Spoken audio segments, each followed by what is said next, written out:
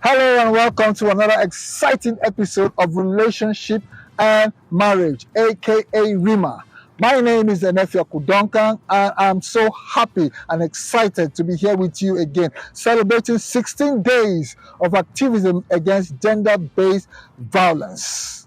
Right, my book, I Am Not Your Punching Bag, is still up for grabs, free of charge. All you need to do is send me an email and ask for thereals@gmail.com, or you can send me a message at 080-233-85670 on your WhatsApp.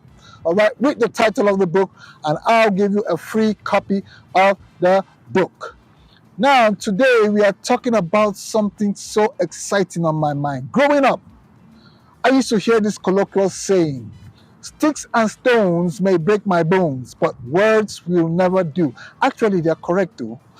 Words will not break your bones. They will break something much more important than your bones. Words will break your spirits. Words are that powerful. They have the capacity to make or break your spirit. Jesus Christ said, "The words that I speak to you, they are spirit and they are life." So you can speak life into something, like your marriage. You can speak life into it, or you can speak death into it. Proverbs 18 verse 21 says, "Life and death is in the power of the tongue." Life and death is in the power of the tongue. So your words are powerful. Your words create atmosphere. The atmosphere that exists in your home depends on the words that you and your spouse speak in the house. If it's abusive words, wow, you're going to create an abusive atmosphere in your home, a home that is full of tension. That is what you're going to find. By the very nature of the words that you use, you create the atmosphere in your home. Words are the currency of exchange in a relationship.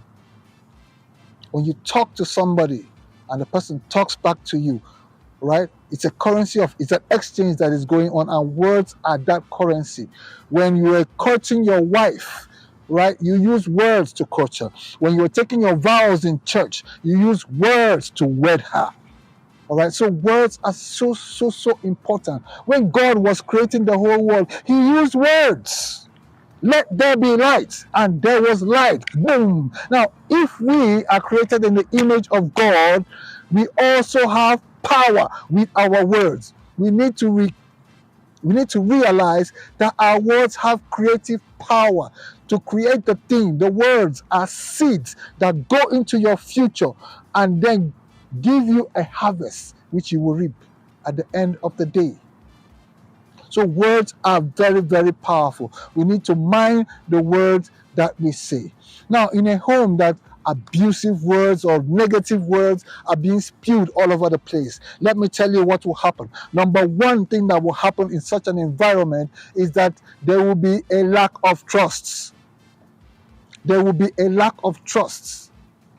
If this person that could have been the angel that dated me, that convinced me to marry him, could be saying all these negative things about me, all these abusive things about me, and then I don't think I should trust him any longer, because he didn't mean those words that he said at the altar.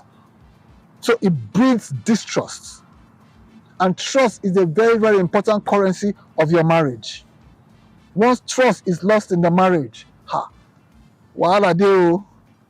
So the use of negative and abusive words starts to generate distrust, which is not a good thing.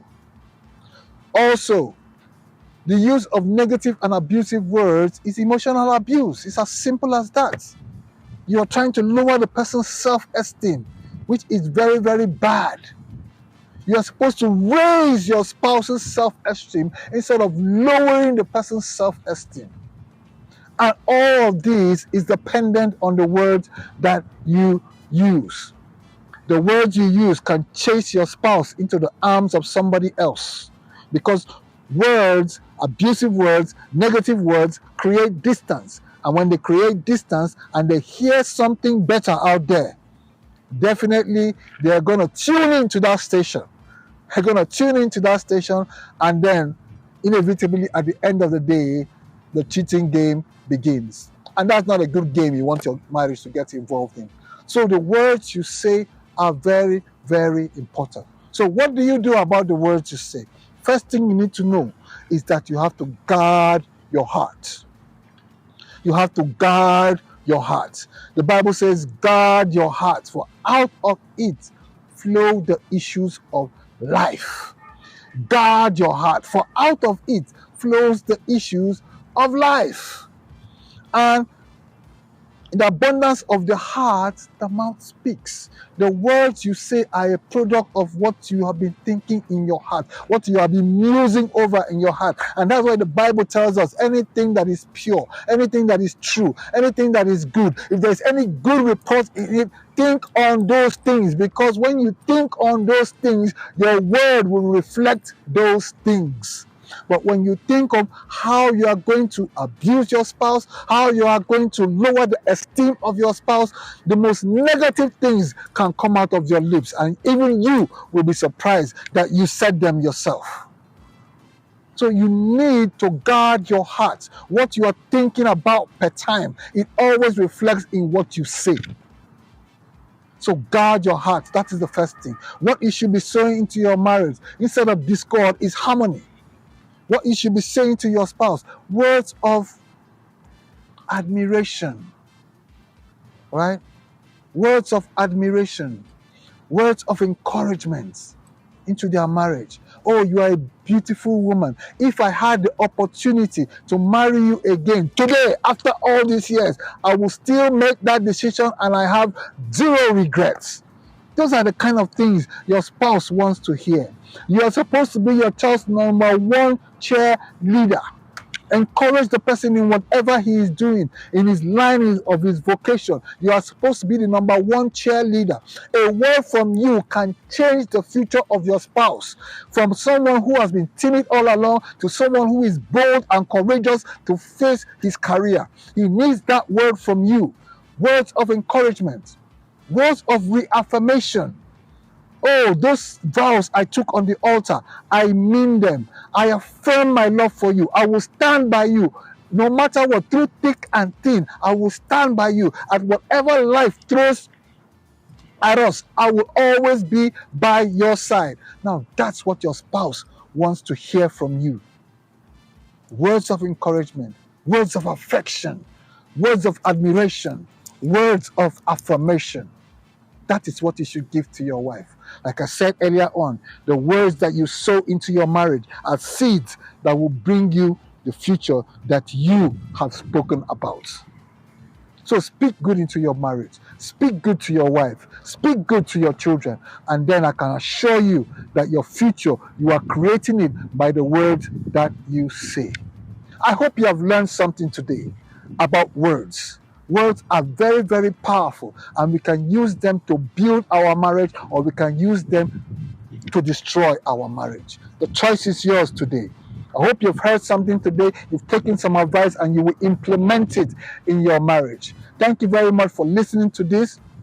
In a few weeks, actually, the 26th of December, I will be hosting my wife here on this very program because it is our 10th anniversary as a couple.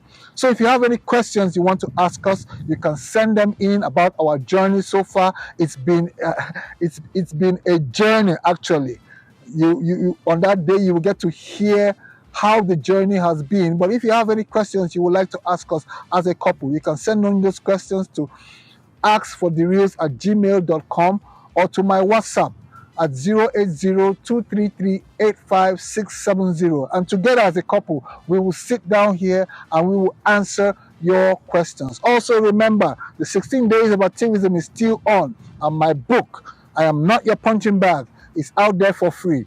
Send the title to either the email address or to the WhatsApp number, and I will send you a free copy of this book. Thank you very much. Please like this message, share it, and don't fail to subscribe for this channel. All right. Until next time, my name is Enefia Kudonkan on Rima. See you once again.